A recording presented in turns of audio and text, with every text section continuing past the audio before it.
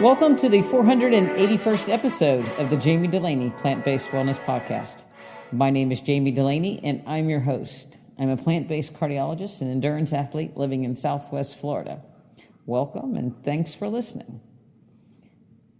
Still collecting mangoes. It's the peak of mango season. Actually, we've collected about all we're going to collect from the trees, so when they're all ripe, we'll process them and freeze them to have for breakfast and usually dessert. One of my favorite things is to do a frozen banana in the bottom of a pint jar and some mango on top and some soy milk, and it makes a wonderful ice cream-ish dessert, and you don't have to clean the blender. So if you haven't tried it and you get your hands on some good mangoes, give it a go. Of course, you can use any type of fruit. Sometimes if I have some cherries, because cherries are in season right now, black cherries.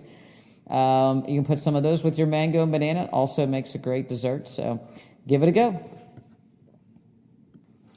Injury report. I've given in to backing down on pushing through, so I am just merely doing a little dog walk and activities of daily living, and this is my 2-week plan to give it a go. So it is getting better.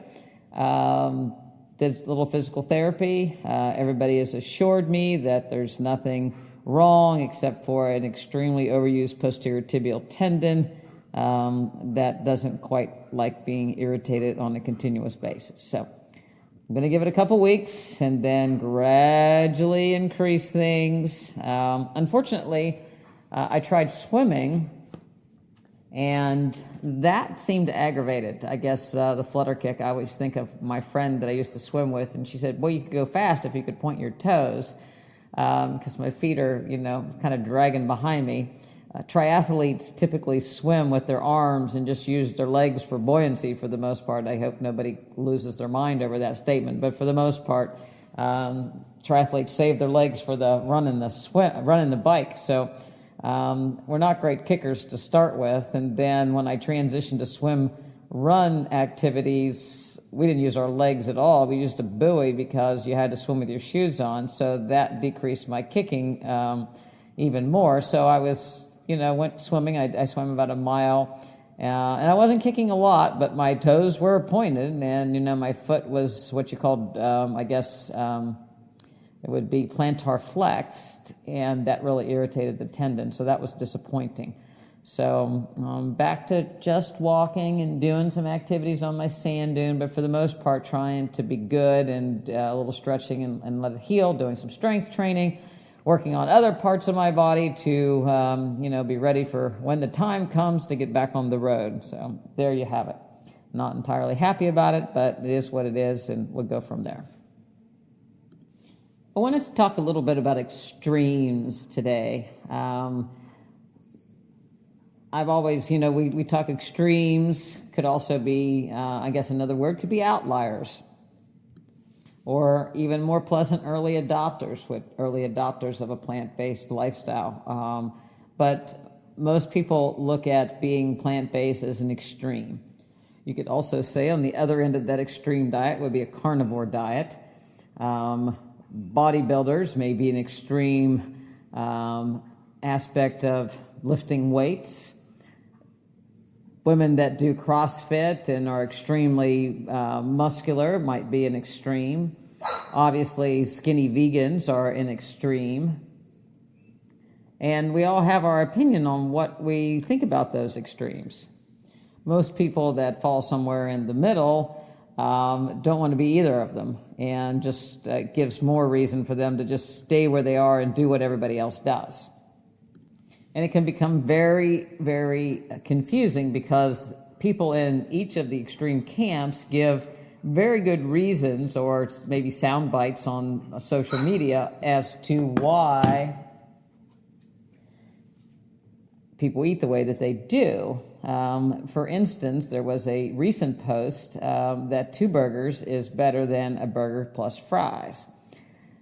And it says, study shows, and of course it's clickbait. There wasn't a study. It was some person that claimed to be a nutrition expert giving their evaluation of McDonald's two McDonald's burgers versus a McDonald's burger and fries. And she calculated that the burger had 13 grams of protein, 10 grams of fat, 29 grams of carbohydrate, that because it included the bun, for a total of 254 calories.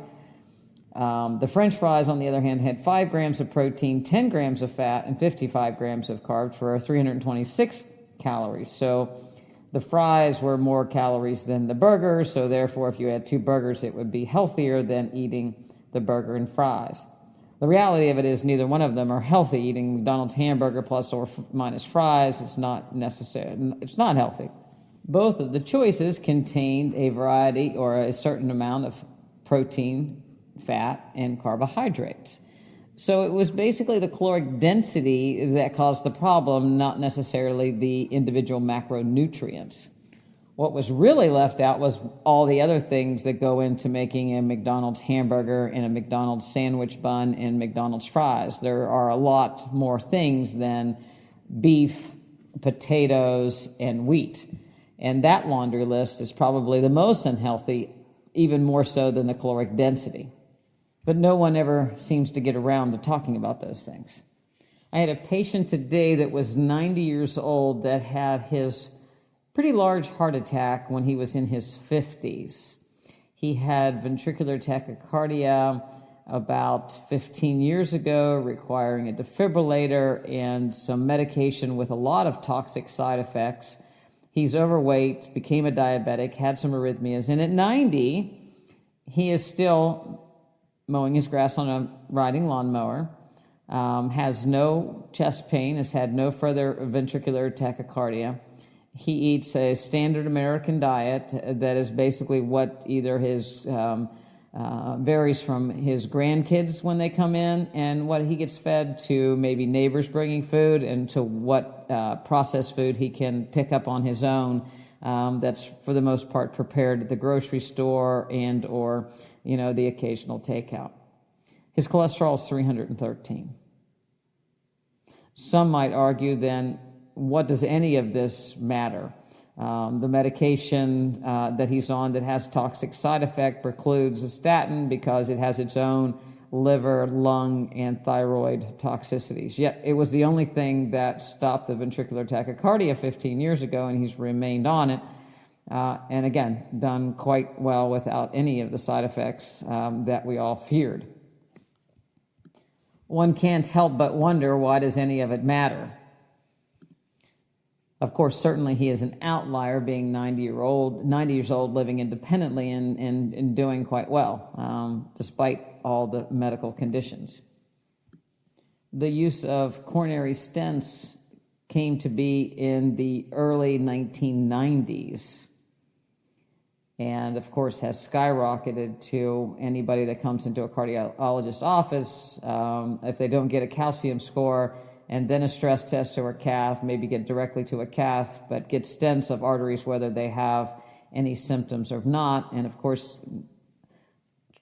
30 years later, basically, we have come to the conclusion that stents don't make people live longer than not having them at all, but they're done on a daily basis to, the cath lab's full from the morning to the evening for the most part. The only time a stent actually improves lifespan is if someone's having an acute heart attack. So the invention was good for people having an acute heart attack that can get into the hospital within 30 minutes of their event, but otherwise the majority of the stents are basically unnecessary and don't account for any increase in lifespan. We changed the cholesterol guidelines from the late 1980s from 240 being the number that you wanted to get under to now basically as low as you can go with the advent of statins and other PSK8 inhibitors, and to fail to show a significant reduction in mortality from cardiovascular disease. And in reality, most recently a study has come up with new calculations that as much as 40% of people that are on statins probably aren't going to benefit from them anyway. So a lot of money. It was one of the highest drugs prescribed before Ozempic and that class of medications, but largely those medications are way overused as well. There is a gym on every corner, whether it's YouFit, Lifetime Fitness, 24-hour fitness, you name the Gold's Gym, you name the gym today are full of people and memberships, but yet we have an obesity rate that is higher than any time in our existence. The reality of it is that we probably have more people that are nutritionally deficient but overweight with diseases than in either of the extremes, being carnivore or vegan plant-based diet. Most nutrition articles or blogs or posts or even questions focus on, are we getting enough of, as opposed to looking at the number of people getting too much of, whether it's too much calories, too much carbs, too much protein, too much fat, but we get too much of. But we continue to focus on not enough of.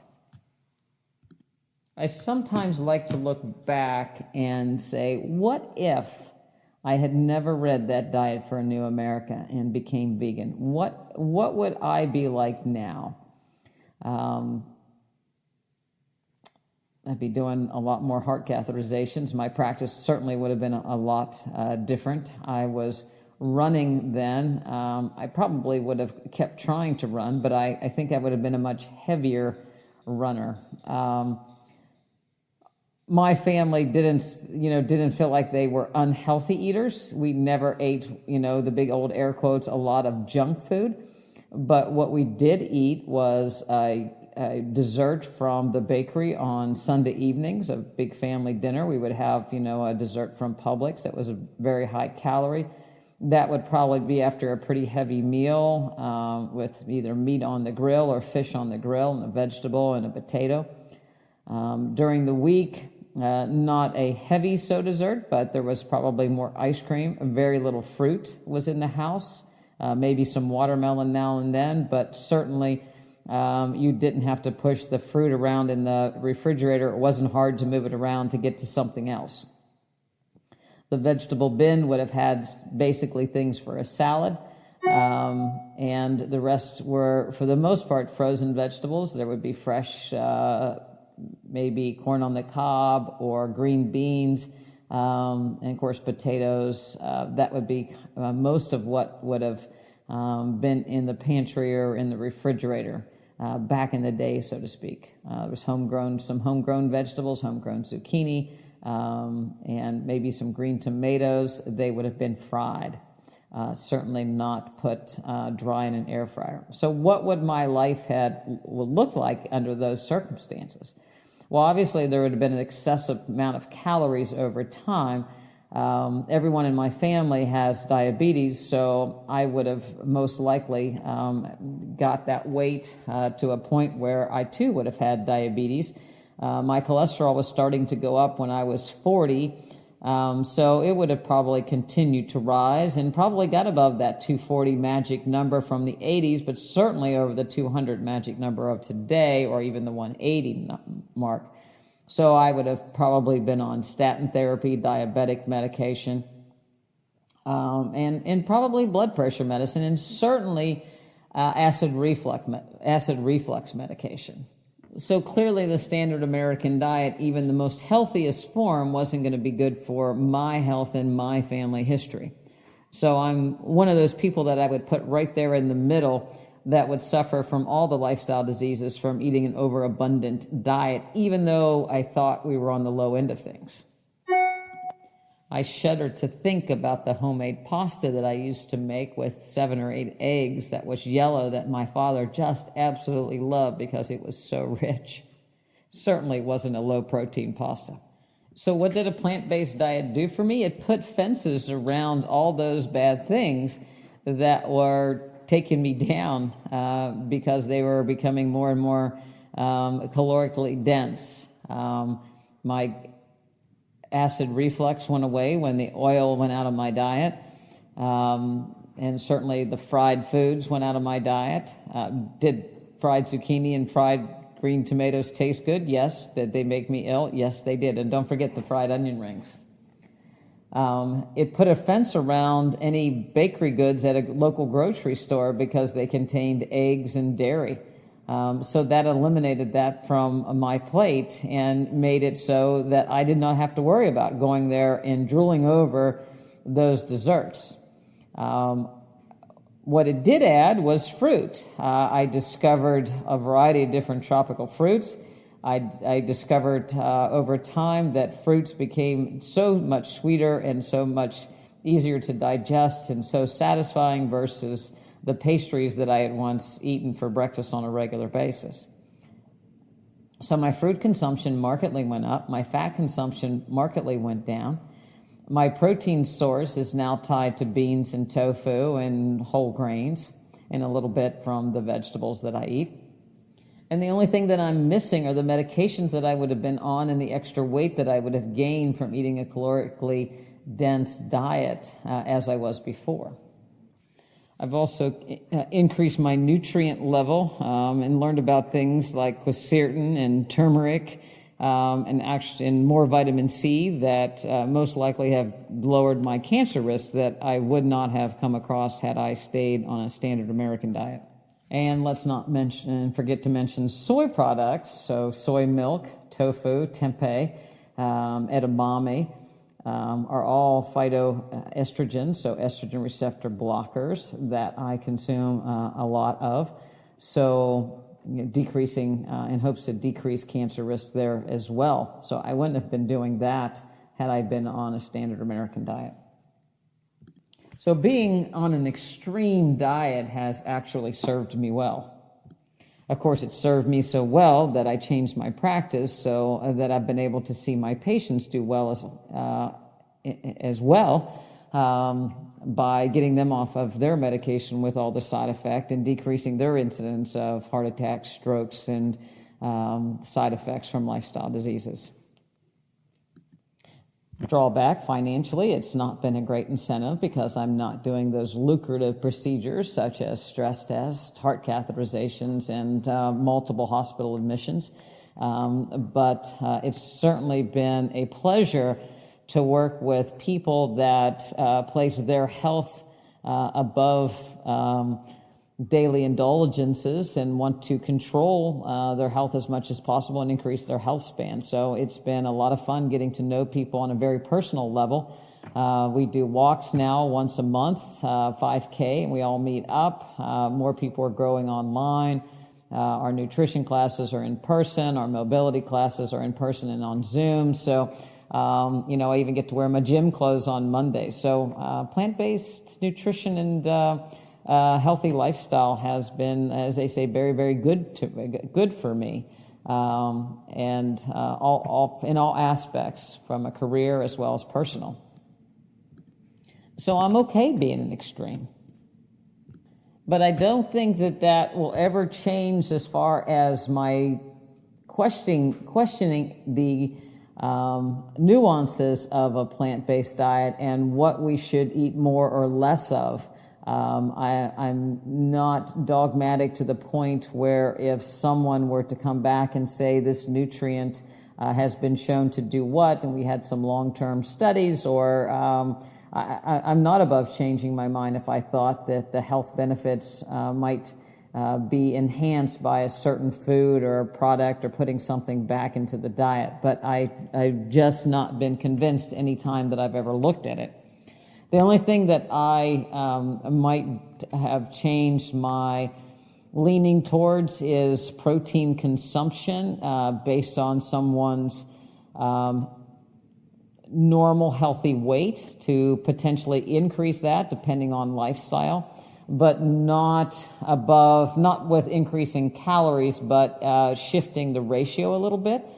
As a endurance athlete running more and more miles, I'm putting a little bit more emphasis on getting a little bit more protein, or being, I guess, more aware of the protein that I take in. So whether it be from soy milk and chia seeds at my breakfast, with a whole grain sourdough bread at breakfast, or making sure I have beans or edamame at lunchtime, sometimes tofu left over, but certainly beans on my salad, and then having a bean or edamame or tofu source in the evening little bit more soy milk with my dessert, more than gets my nutritional needs just by shifting my plate a little bit. I don't think obesity and diabetes have skyrocketed because so many people are vegan. Just the contrary. So many people are stuck in that middle aspect where they're eating what everybody else does and justifying what they eat because everybody else eats it. I think it's also a crime when we have food subsidies that make fast food cheap. So government subsidies for the meat and feed industry and dairy industry, so that these products are cheap and people tend to lean towards them because they are a cheap way to get food. And people aren't taught about how they can eat a plant-based diet on an efficient scale for a family. When you look at the cost of fresh organic vegetables, and certainly they're more expensive than, again, takeout food or fast food. But if you factor in the lack of doctor's visits, the lack of medications, and the health span, may make a huge difference in favor of being plant-based. So our practice is billed as a whole food, plant-based, active, mobile, energetic practice, looking at all aspects of health, mobility, strength training, cardiovascular fitness, and nutrition.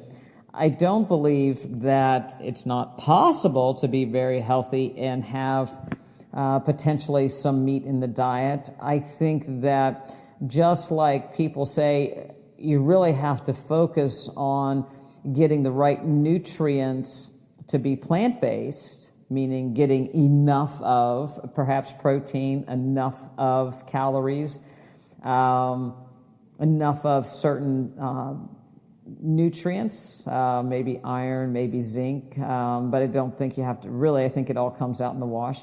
I think that people that eat a standard American diet have to be very, very careful that the bakery aisle, how that really doesn't fit in a healthy diet, whatever end on that you're on.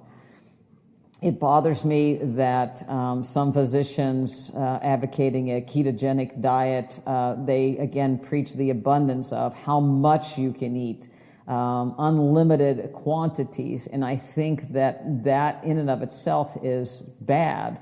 Our bodies can only process so many things, and the excess amounts, whether it be the chemical additives or other byproducts of the food, have to go somewhere.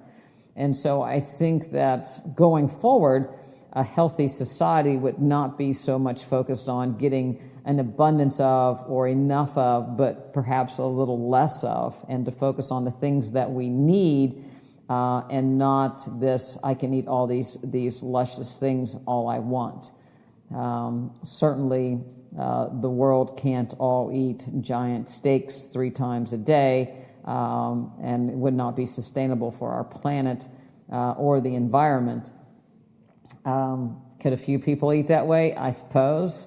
Do I think they're going to be healthy in the long term? I don't think so.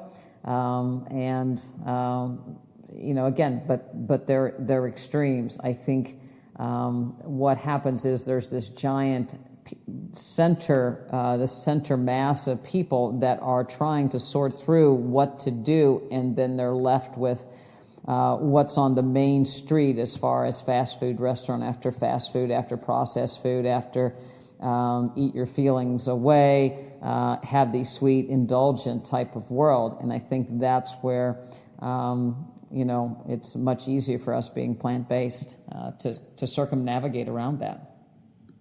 Is running marathons and ultra marathons extreme? Perhaps.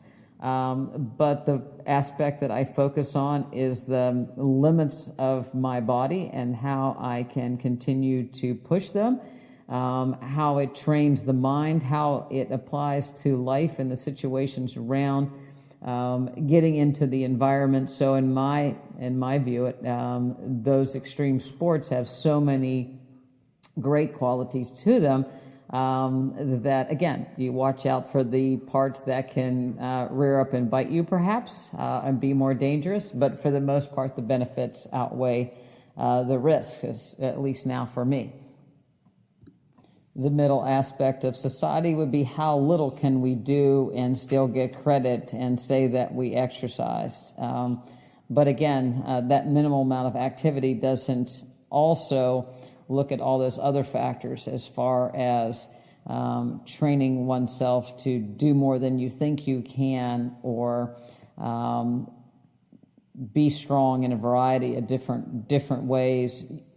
Apply what you're doing in your exercise to life as far as dealing with stress and so forth. So again, the middle aspect of how, again, just the opposite. How much can we have? How little do we have to do? Aspect of life, I think, is what's getting in the way. That being said, we love to help people on their journey, and certainly we've had many of our members go from one aspect of being quite sedentary and quite mainstream America, standard American diet eating, to being very fit, active individuals on a plant-based diet and loving it. If you would like to explore changing your nutrition, changing your activity level, you don't have to. We're not looking for the perfect people to join our practice. We're looking for the people that have an interest in becoming more healthy and exploring what they individually need to do to become more healthy. So we work with anyone at any stage of their health journey, and certainly aren't extreme or fanatic about what you do or what you're interested in, and love to learn with you. So if you would like to tune up your health and have an opinion on what you think you would like to follow nutritionally, we would love to work with you. Doesn't mean I won't put a plug in for plant-based nutrition, but certainly I am there to help people navigate what might be best for them, and certainly to navigate around the bakery aisle and the fast food aisle, because I don't believe that has any place for healthy lifespan. 20-year-olds can get away with anything. Kids can eat sugary cereal, perhaps, and fast foods. But at some point, that really catches up with people, and I've witnessed it in family members that are struggling with diseases at an early age because of the fast food, and you just have to look around to see it. So if you'd like to learn more about our practice and how you could be part of our online community and or in-person community, if you happen to be listening to this in Port Charlotte, Florida, go on over to the website, drdulaney.com, DOCTORDULANEY, and give us a look. You can email me at Jami, Jami, at drdulaney.com. I'd love to speak with you. Love to say hi during a race. I will be back. The next race for me is not until November, the Rattler in Texas. But I hope to be back in the trails, not all that much longer, at least back on the road, and start my journey back to running long distance again. But for now, I'm going to do what it takes to make myself stronger so that when I am back, I can remain strong and do what I want. So I'll be watching on the sidelines for this summer, but look out, I'll be back. So thank you for listening. I'd love for you to go over to iTunes and give us a 5-star review so we could spread this podcast to other people if you would like. It's always free to everybody. And I encourage everybody to take a listen. You never know who you might get to come over on your side and be plant-based if they could just give a listen to a podcast or two. So thanks again for listening. Talk to you next week. Happy 4th of July. Happy birthday, America. This podcast will go out on July the 4th. I hope you're all celebrating safely. I guess one last plug for what I'll be eating. There may be some jackfruit ribs on my plate, corn on the cob, green beans, cucumber, tomato salad, some kale, probably some kale with some smoked paprika. We'll probably have a flag cake or a flag dessert that has blueberries and strawberries, hard to tell. I'm going to be celebrating in Texas, so be safe. Celebrate America. It's the best place on earth. Even though we have some problems, it's the best place on earth to live. Shake your neighbor's hand. Extend them a little love. Share some fruits and vegetables with your neighbor. Take some to a picnic. Don't be afraid. Show your stuff. Thanks for listening.